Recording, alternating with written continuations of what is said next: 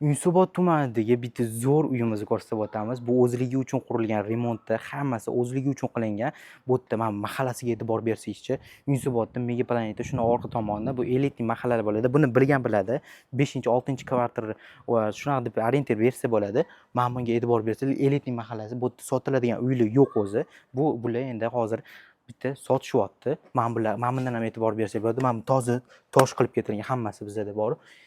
Travertin toshlari Erondan olib keltirilgan, hammasi Eronniki yoki adashmasam boshqa davlatniki bo'lishi mumkin, lekin toza travertin toshlari fasadni o'ziga normalniy summa otib yuborishgan, mana buni ko'ryapsizmi?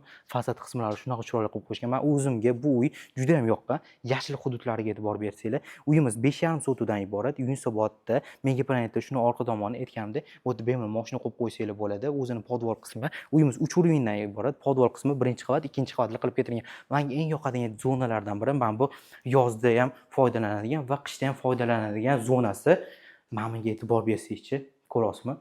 Texnikalari bu yerda hammasi bor. Bo'sh ko'chada, tasavvur qiling, ko'chada bo'sh texnikalar qo'yib ketishyapti. Tushunyapsizmi? Ko'chada.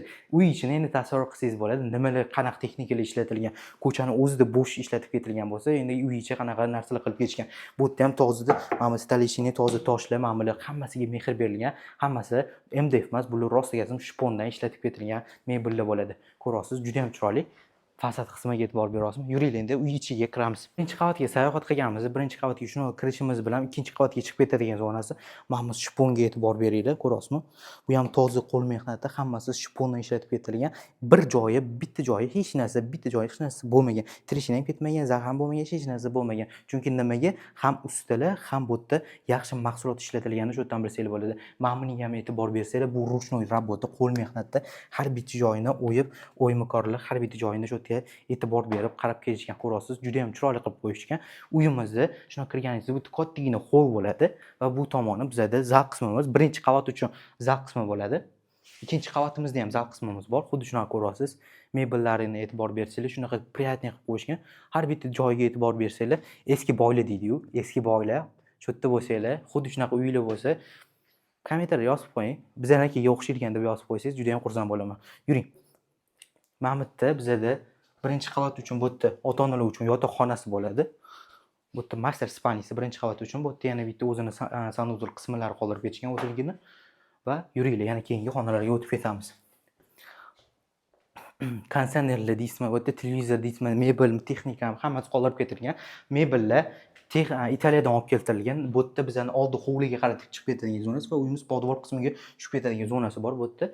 Bu ikkinchi qavat, bu yerda birinchi qavat uchun общий sanuzul qismi, mana bu yerda ko'ryapsiz. Va bu tomoni bizning birinchi qavatda xonasi bo'ladi. Mana bunaqa ko'ryapsiz.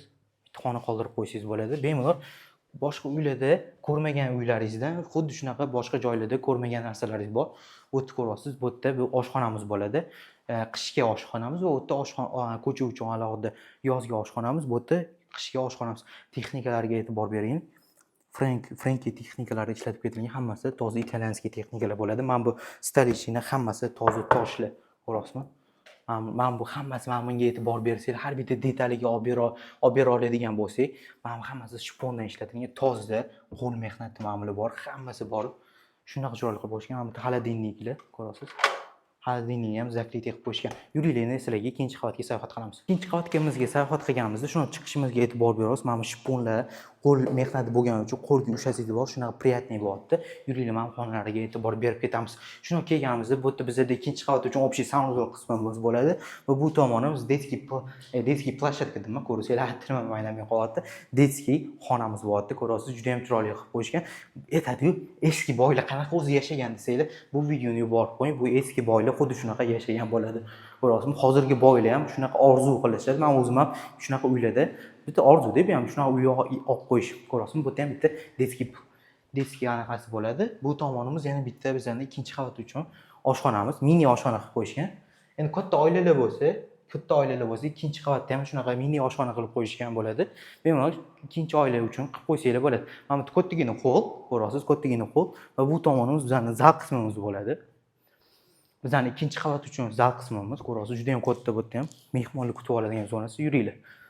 Va bu tomoni bizda rayskiy komnatasi, master spalnisi bo'ladi. Master spalnisiga hozir kiramiz.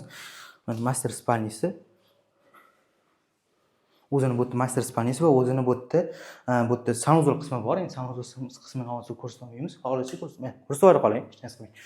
Bitta ko'rsatib yuborsangiz, mana sanuzol qismi. Uyimizni ko'rdinglar. Uyimiz 3 urindan iborat. Podval qismi birinchi qavat va bunaqa ikkinchi qavatlar qilib keltirilgan. Uyimiz juda ham chiroyli qilib qo'yishgan. Fasad qismi to'g'ri travertin bo'lgani uchun narxiga keladigan bo'lsa, narxi $900,000 deb aytilyapti. Past telefon nomerini qoldirgan aloqaga chiqinglar.